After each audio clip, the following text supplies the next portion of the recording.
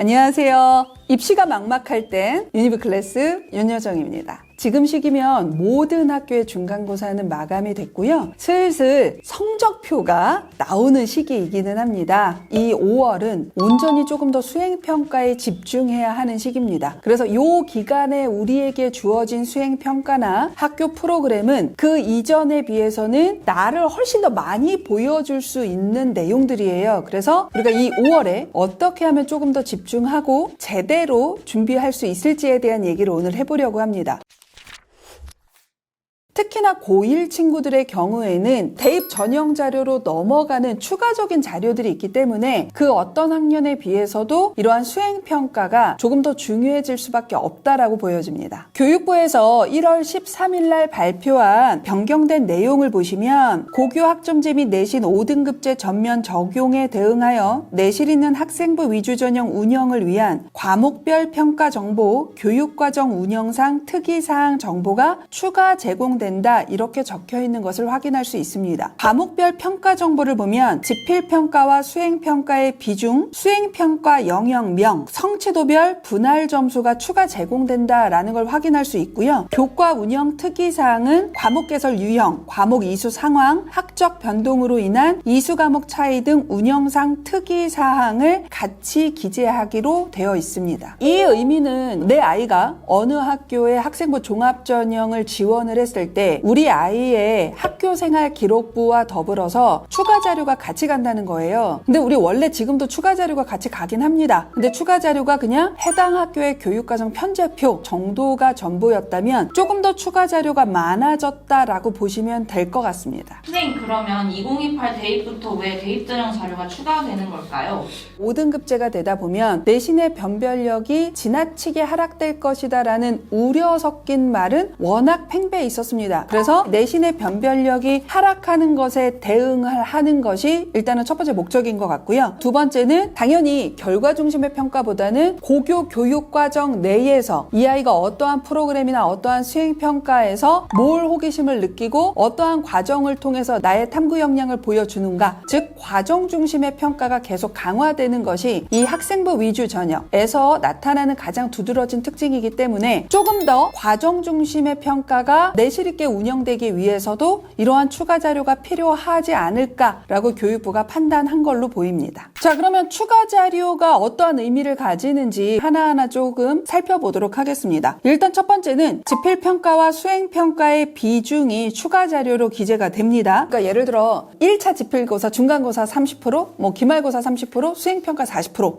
이렇게 있는 학교도 있고, 이건 학교 맘인데 현재 학교 알림이에 지필평가와 수행평가의 비중 이런 것들을 확인하기 때문에 이거는 새로운 건 아니고요. 대학 측으로 넘어가지 않은 자료였는데 그냥 넘어가는 거다 이렇게 보시면 될 것 같습니다. 다만 지필평가와 수행평가의 비중 중에 지필평가의 비중이 높거나 수행평가의 비중이 높은 걸로 학교별 수준을 파악하기는 조금 어려운 것은 사실입니다. 전사고나 특목 자사에서 수행평가의 비중이 더 높은 데도 있고요. 우리가 이제 보통 표준 편차가 큰 수준 낮은 일반고에서도 수행평가 비중이 높은 경우도 있기 때문에 이게 학교별 수준을 파악할 수 있는 지표로 삼기는 조금 어렵다라고 봐두시면 될 것 같아요. 이제는 과정 중심의 평가를 하고 그다음에 세특의 양이 늘어나다 보니까 수행평가의 영역명, 그러니까 이게 결과적으로 뭐냐면 수행평가의 이름이라고 생각하시면 돼요. 어떤 학교의 예를 좀 가지고 왔어요. 1차 지필평가, 2차 지필평가와 더불어서 수행평가 이름이 나와 있죠. 수행평가명을 보면 관심 분야 주제 통합적 해석 논술형, 매체 속 사회적 의제 비판, 관심 분야 탐구 포트폴리오 계획서 이렇게 돼 있어요. 그러니까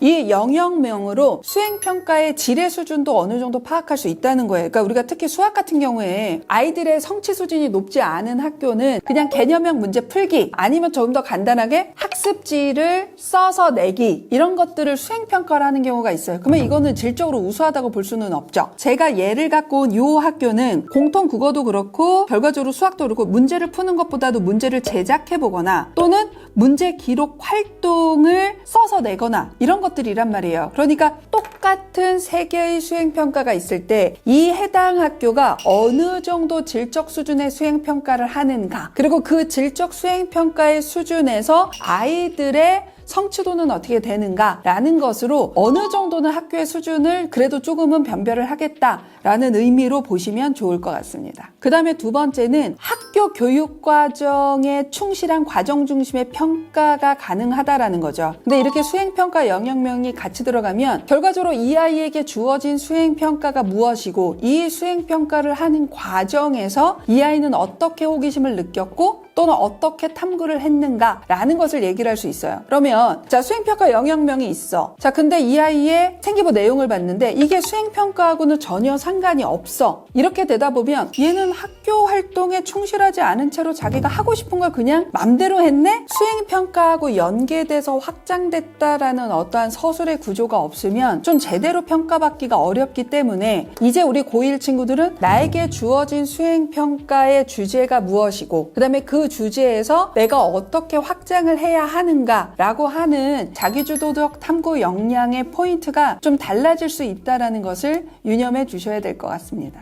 다음 추가 자료로 기재되는 게 이제 성취도별 분할 점수라고 하는 이 부분이에요. 우리 성취도별 분할 점수가 뭐냐? 그러면 조금 더 쉬운 것부터 하셔야 되는데 A, B, C, D, E 각각의 성취율이 존재하죠. A는 90% 이상, B는 80% 이상, C는 70% 이상 이런 식으로 성취도에 해당하는 성취율이 있습니다. 이 성취를 넘어간 비율이 어떻게 되느냐라는 게 성취도별 분포 비율인데 표준 편차를 대신해서 성취도별 분포 비율이 들어가는 것을 자칫 고등학교에서 악용할 경우 A의 비율을 높이기 위해서 시험을 좀 더 쉽게 하는 파행적인 운영이 있을 수 있다라고 보여지는 거예요. 그래서 그걸 약간 보완하는 것이 성취도별 추정 분할 점수라고 보시면 됩니다. 90% 이상이 A예요. 이거는 모든 학교가 동일한데 A 성취도의 분할 점수는 88점이야. 그러니까 88점 이상이 90% 이상을 가지고 있고 그 비율이 어떻게 되냐? 이거를 같이 정성적으로 해석을 해보겠다라는 뜻으로 보이면 됩니다.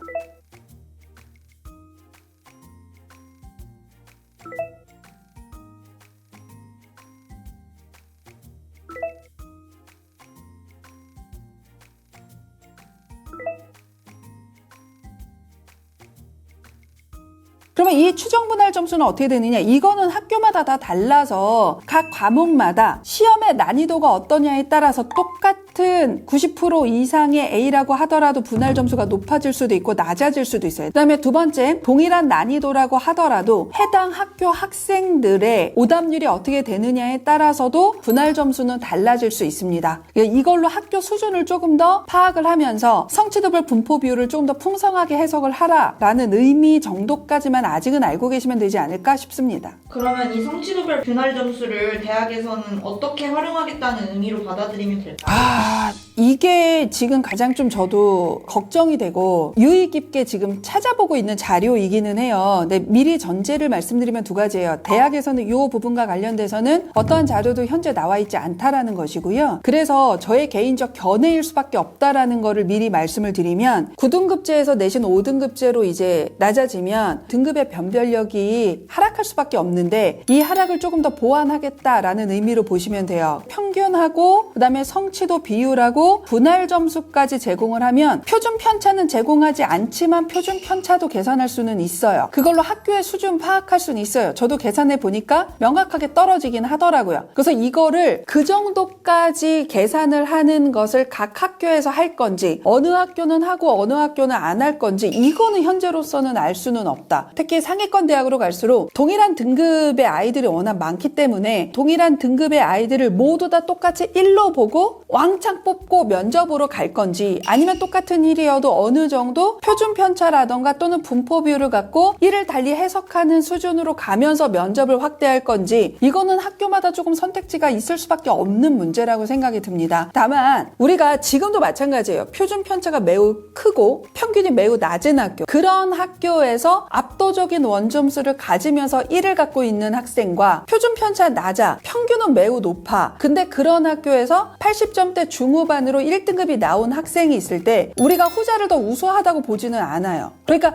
이 모든 것을 극복할 수 있는 건 압도적인 원점수로 1등급을 갖는 것이 현재로서 우리 부모님들이나 학생들이 해야 되는 거다라는 거를 꼭 기억을 해주셨으면 좋겠습니다. 그러면 수행평가의 주제를 정하는 것부터가 정말 더 중요해지겠네요. 그렇죠. 그러니까 색특의 마감일이 학기 단위로 좀 바뀌면서 공통국어 1학기가 500자, 그 다음에 공통국어 2학기가 500자, 도합 1000자가 돼버리는 거예요. 그러니까 결과적으로 그냥 수행평가는 양도 늘었지만 전체 학교생활 기록부에서 수행평가가 차지하는 비중 자체가 매우 늘었기 때문에 다른 학생부의 다른 요소에 비해서 이 세부능력 및 특기사항 또는 교과학습 발달사항의 가중치가 현재보다는 높아질 수밖에 없다라는 것을 감안하셔야 됩니다. 근데 제가 이제 컨설팅을 해보면 주제부터 못 잡는 친구들이 너무 많아요. 또는 이걸 어떤 방법으로 탐구를 할까요? 그러면 이거의 보고서는 어떻게 써야 하고 이 보고서에서 나를 드러내는 키워드들은 뭐가 있을까? 이 모든 것들을 전혀 하지 못하는 친구들이 있어요. 주제를 잡는 것부터 막막해하고 뭘 어떻게 해야 될지 A부터 막히는 친구들이 있다면 유클에서 제가 열심히 준비했습니다. 생기부 클래스 강의를 추천드립니다. 이 생기부 클래스는요, 크게 두 가지로 이루어졌다라고 생각하면 됩니다. 생기부가 무엇인가? 생기부는 어떻게 작성하는 것이 좋고 어떠한 전략이 필요한가와 관련된 강의 파트가 있고요. 이 강의를 들으시면서 중간중간에 제가 과제를 주고 과제의 피드백을 하면서 직접 탐구 보고서를 만들어 보는 실전 과정이 있다라고 보시면 됩니다. 이 합격생 멘토와 주제를 잡는 것부터 탐구 방법, 그다음에 탐구 과정, 그다음에 보고서는 어떻게 써야 되고 여기서 무엇을 어떻게 해야 되는지를 계속 1대1로 피드백을 주고 받으면서 탐구 보고서를 완성하는 거라고 보시면 되겠습니다. 그러니까 우리가 이렇게 완성된 보고서는 그냥 내가 보고서를 한번 만들어 봤어가 아니라 수행평가에 근거해서 만들어 보는 거기 때문에 그대로 수행평가에 제출해도 되는 수준으로 완성이 된다, 이렇게 보시면 될 것 같습니다. 강의가 그렇게 길지 않아요. 그래서 강의를 듣는 것만으로 나 지금은 수행평가, 학교별 수행평가하기도 힘들고 내신하기도 힘든데 이것까지 어떻게 라고 할 만큼 부담스럽지도 않고요. 그 다음에 혼자 하는 것보다는 훨씬 더 시간을 더 단축할 수 있기 때문에 효율적인 과정이라고 보시는 것이 조금 더 맞는 것 같습니다. 자, 근데 이 생기부 클래스는 결국 학생이 듣고 학생이 직접 해야 되는 거예요. 근데 제가 이제 이 생기부 클래스를 1년 동안 운영해 보니까 부모님들이 그런 거 되게 걱정하시더라고요. 이게 정말 필요해서 우리 아이는 정말 너무 이걸 힘들어해서 그래도 큰맘 먹고 이거를 강의를 끊어줬는데 얘가 이거를 강의를 듣고 있는 건지 아니면 그때그때 과제를 잘 제출하고 있는 건지 이런 것들을 전혀 모르겠다, 너무 답답하다 하시는 부모님들이 정말 많으셨어요. 그래서 요번에 저희 생기부 클래스에서는 기존에 없던 새로운 서비스를 추가했습니다. 바로 학습 진행 리포트를 주차별로 부모님한테 전송해 드립니다. 자, 이 학습 진행 리포트에는 이 친구가 현재 강의 수강은 어느 정도 지금 되어 있는지, 그 다음에 과제 수행은 현재 시점에서 어느 정도로 달성을 했는지 이런 부분들을 좀 꼼꼼하게 리포트에 담아서 부모님한테 보내드리기 때문에 이 생기부 클래스를 우리 아이가 제대로 지금 활용하고 있는지를 그래도 어느 정도는 너무 답답하시지 않게 확인하실 수 있다라고 보시면 될 것 같습니다. 생기부 클래스에 관심이 있으시면 지금 바로 밑에 고정 댓글이나 더 보기란을 통해서 확인해 주시면 좋을 것 같습니다. 수행평가가 중요하다 제가 진짜 여러 번 말씀을 드려서 이제 이런 얘기 좀 그만하고 싶은데 하필이면 고1이 수행평가가 더 중요해질 수밖에 없는 추가 자료들이 자꾸 발표가 돼서 그래도 우리 멋모르고 요 시기를 넘어가는 것보단 알고 어떻게 준비를 해야 될 것인가를 부모님들이나 학생들이 한 번은 더 알아야 될 것 같아서 오늘 요 수행평가와 관련된 얘기를 조금 해봤습니다. 구체적으로 지금 교육부의 발표 자료만 나와 있는 거고요. 아직은 대학에서 이것을 어떻게 자료를 활용할 것인지에 대한 얘기는 없으니까 미리 겁내지 마시고요. 지금 우리가 마땅히 해야 될 바를 제대로 해 나갔으면 좋겠다라는 말씀으로 오늘의 영상을 좀 마무리하려고 합니다. 자, 오늘의 영상이 도움이 되셨으면 구독과 좋아요 부탁드리겠고요. 저는 다음에 더 좋은 영상으로 찾아뵙도록 하겠습니다. 입시가 막막할 때 유니브 클래스 윤여정입니다. 감사합니다.